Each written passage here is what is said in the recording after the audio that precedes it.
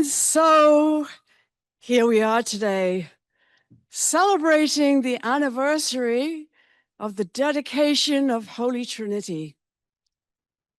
It was on this day in 1847, am I right? Or did I get it wrong? Right. Okay. As we've heard, that the church opened its doors, and we're still going strong, as the Reverend Henry Scadding has already told us.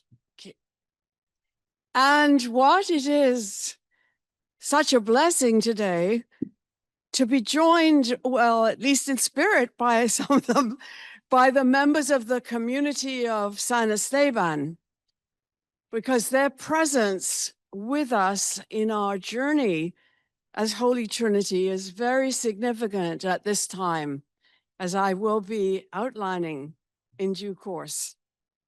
So, as we've heard, but it bears repeating, that the Bishop of Toronto, John Strachan, received an enormous, at that time, bequest of £5,000 from Mary Lambert Swale, who was a woman originally from Yorkshire in England.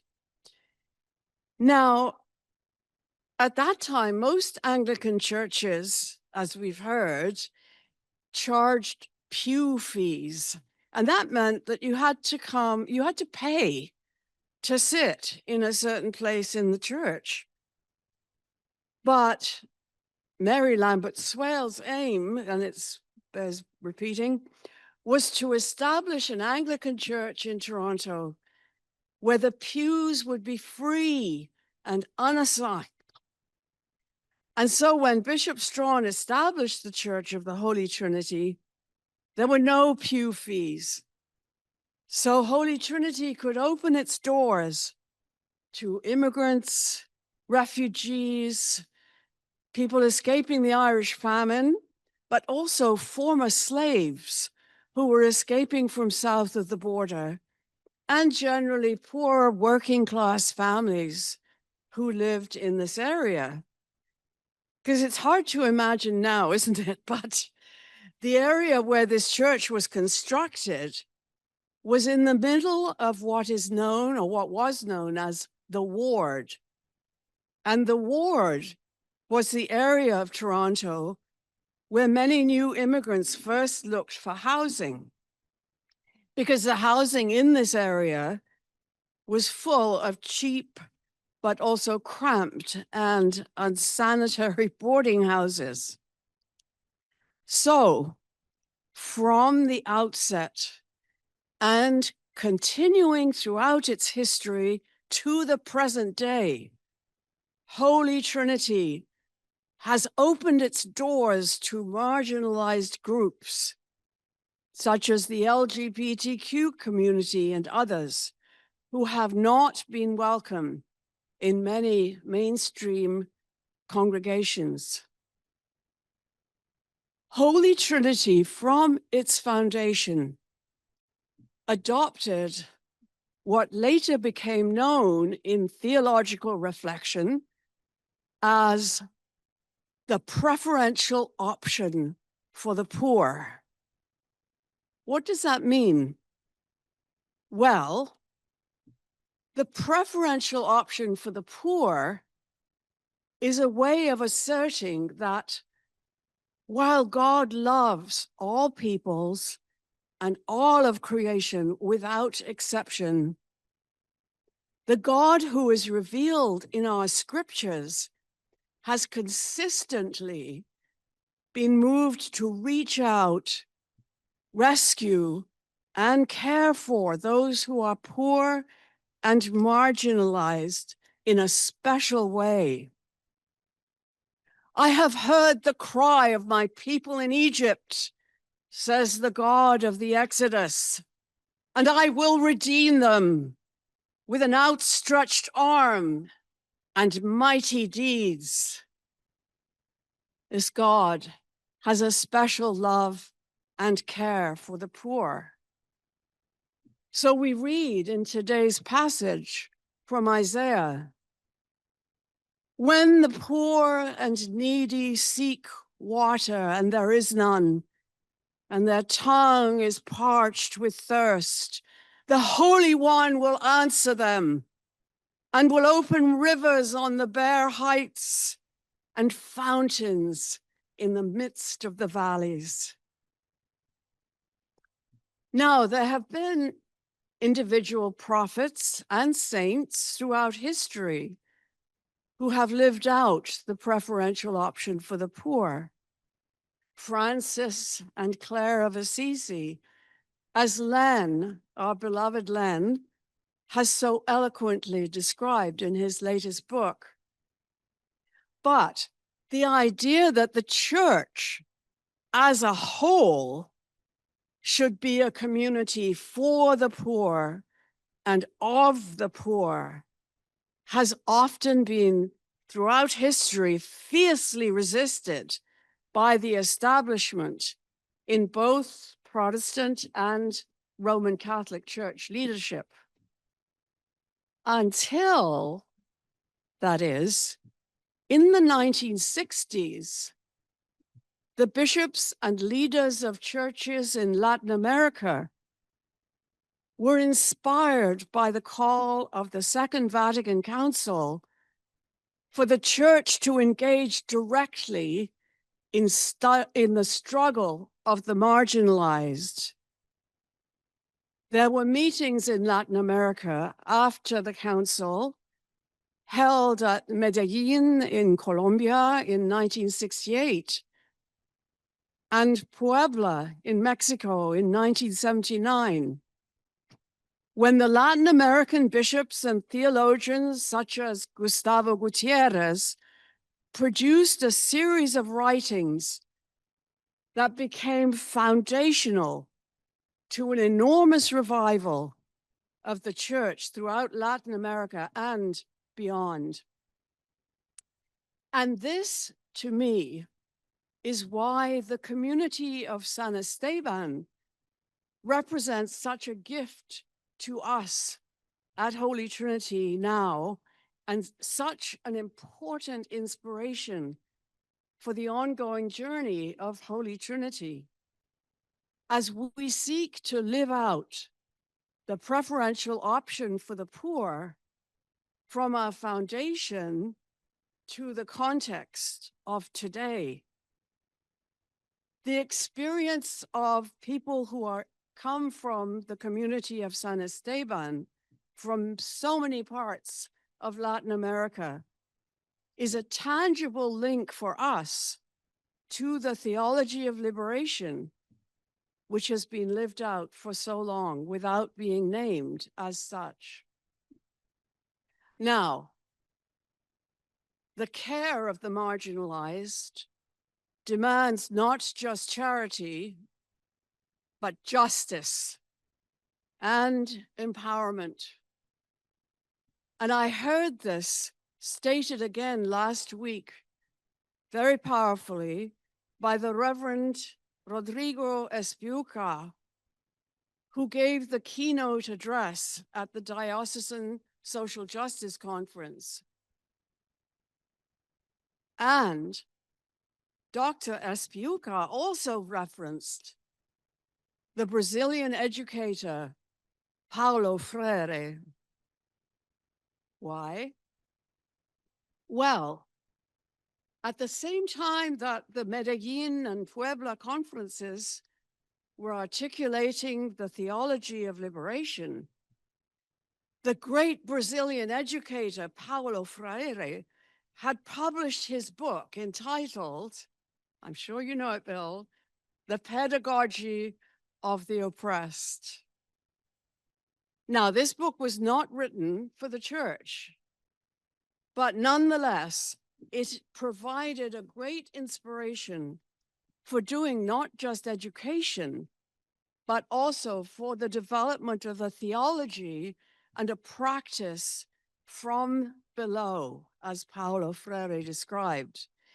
He described teaching as a process of conscientization, awakening students to new realities, as opposed to what Freire called the banking method of education, which is the passing on of a series of unchanging facts or doctrines to be memorized and banked for exams.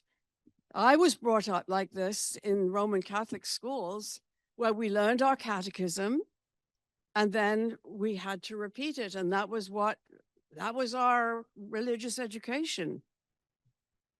But Freire insisted that education should be about empowering students to make a critical assessment about the structures of their lives and seek to change them where that is warranted.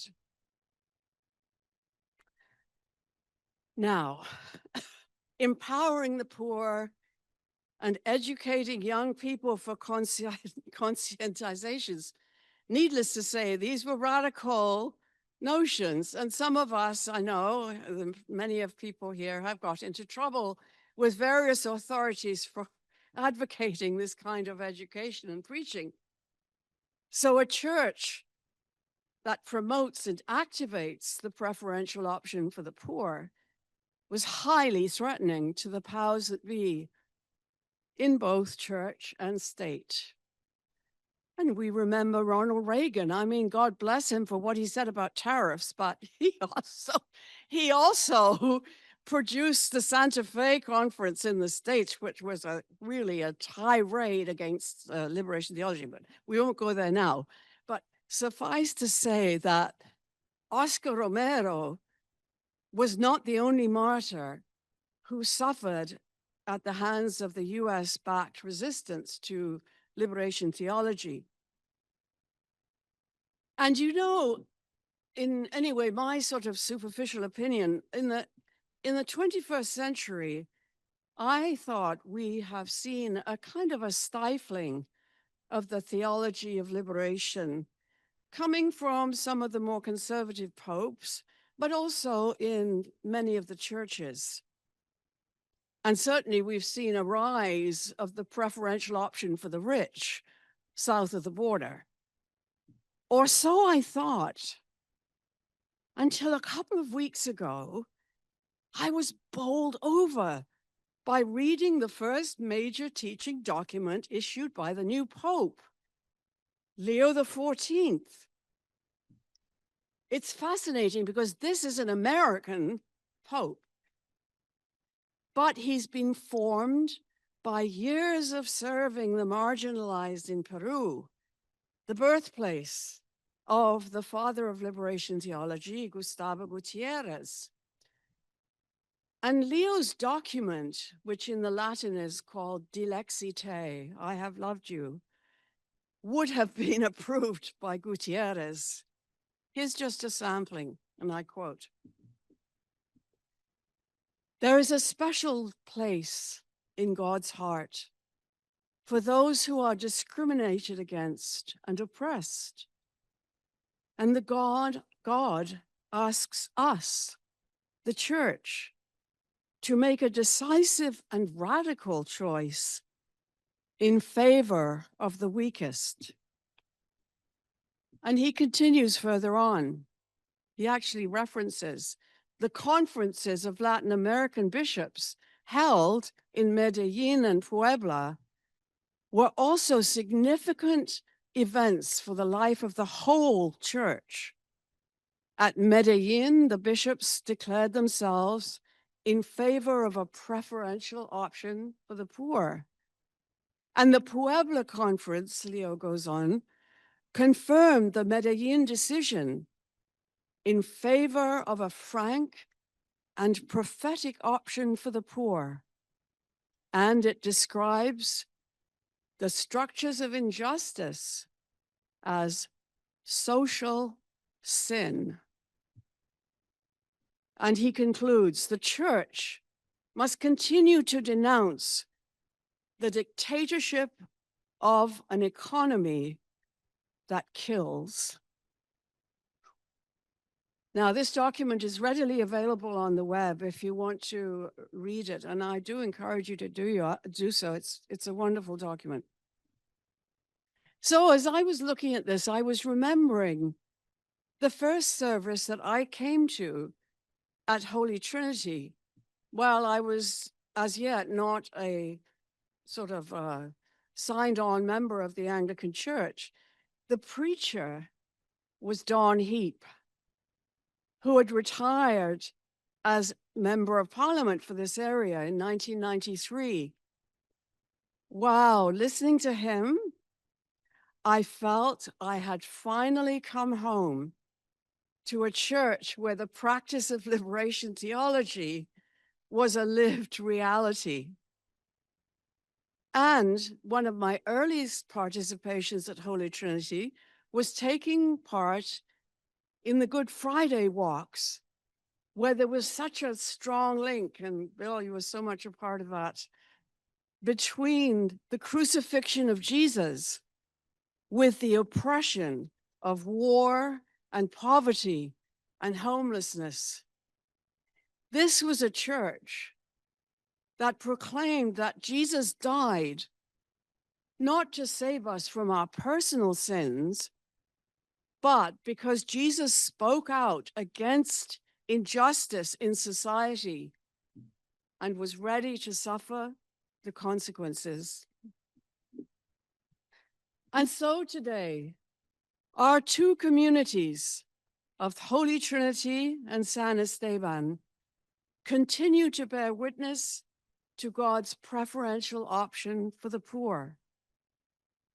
Now, granted, we are no longer surrounded by marginalized people living in the ward, but we now find ourselves right at the intersection of power and money, where Bay Street, Queen's Park, and the Eaton Center, and all that these represent intersect and call us to witness.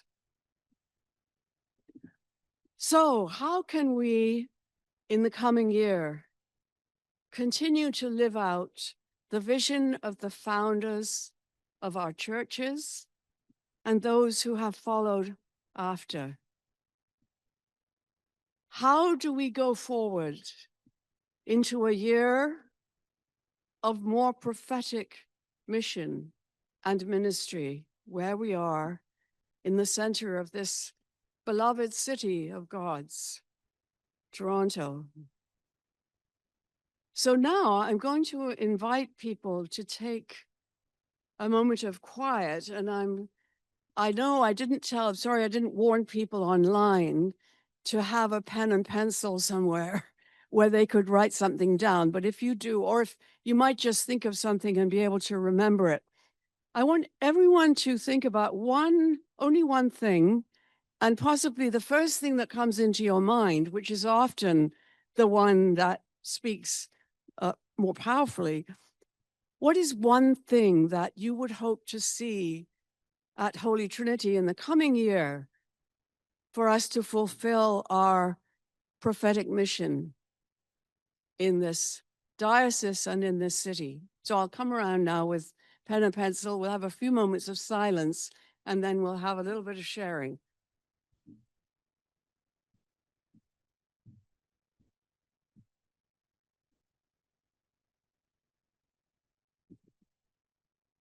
Oh, I guess I should stand here, should I? To be seen. Hello, people online. Can you hear me? Okay. Dave, can we get them speaking? Thank you. So would anyone like to start with an idea?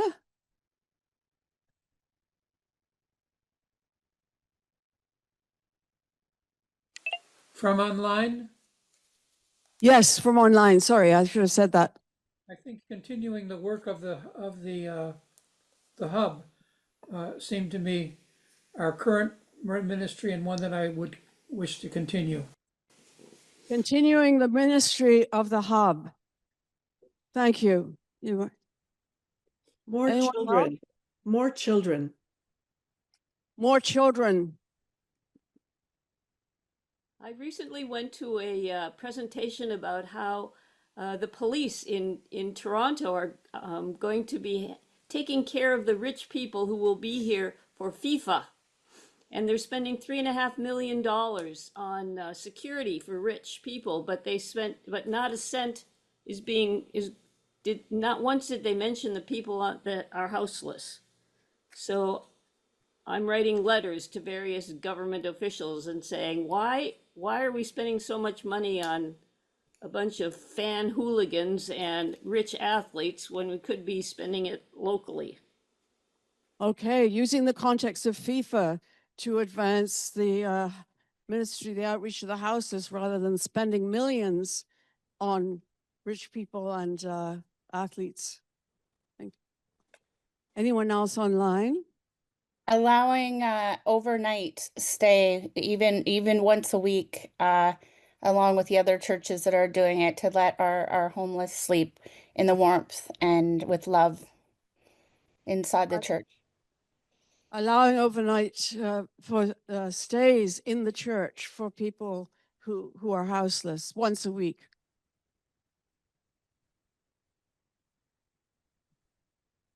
All right. I will move along unless anyone else from online. All right. So what I'm going to do is I'll just read out a few of these, and then during the prayers of the people, Rena will also read out. Going deeper and learning into the way in which we continue to support marginalized community. Establish a social justice committee at Holy Trinity to formalize action and network with the broader community.